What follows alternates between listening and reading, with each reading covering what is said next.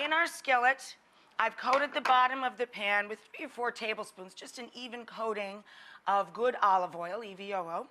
I've got it over medium-low heat. I don't want to burn my garlic. And I added an entire bulb of garlic. You swirl this around, very gently cooking the garlic so it gets sweet. But see how it's not browning?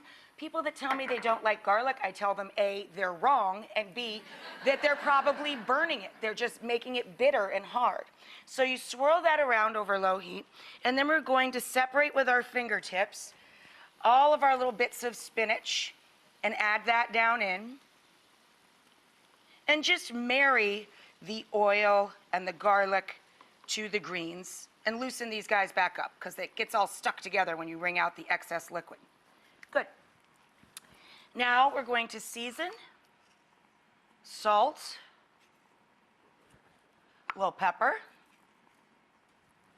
and bonus if you have it on hand, a little freshly grated nutmeg. You don't want this to taste like eggnog. Don't go crazy with the nutmeg, okay? Just a little hint, a little something, something going on there.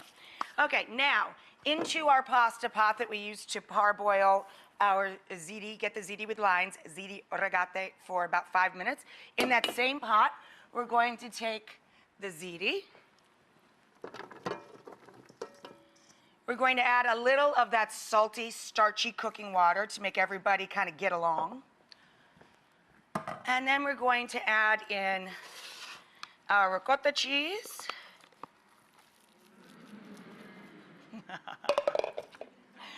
Only on this show does the food get more attention and a better reaction than the humans.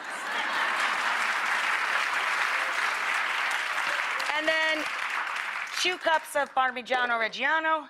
And as we know in cooking, you layer your flavor, so you season every layer of your dish. A little salt and pepper. Mix this all together. And once the spinach is no longer like frozen and icy and it's warm through, we're going to get our greens and all of the oil and the garlic right into the pot.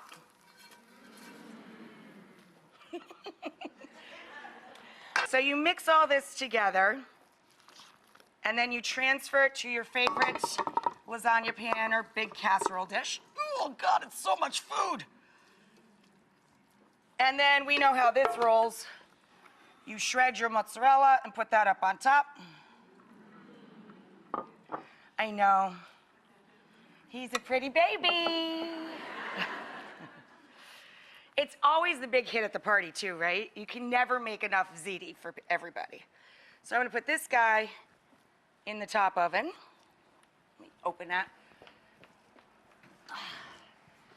And you bake it at 375 until it's brown and bubbly. And if you don't like baking, why don't you make this 5-ingredient ziti and you can gift it to a family and let them keep the lasagna dish. A lot easier than making cookies.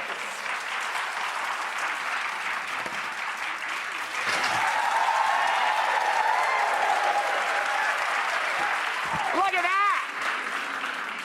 Isn't that gorgeous? 5 ingredients, takes like 10 minutes to throw this together. And let me tell you something. I would prefer this to a whole tray of cookies any day of the week.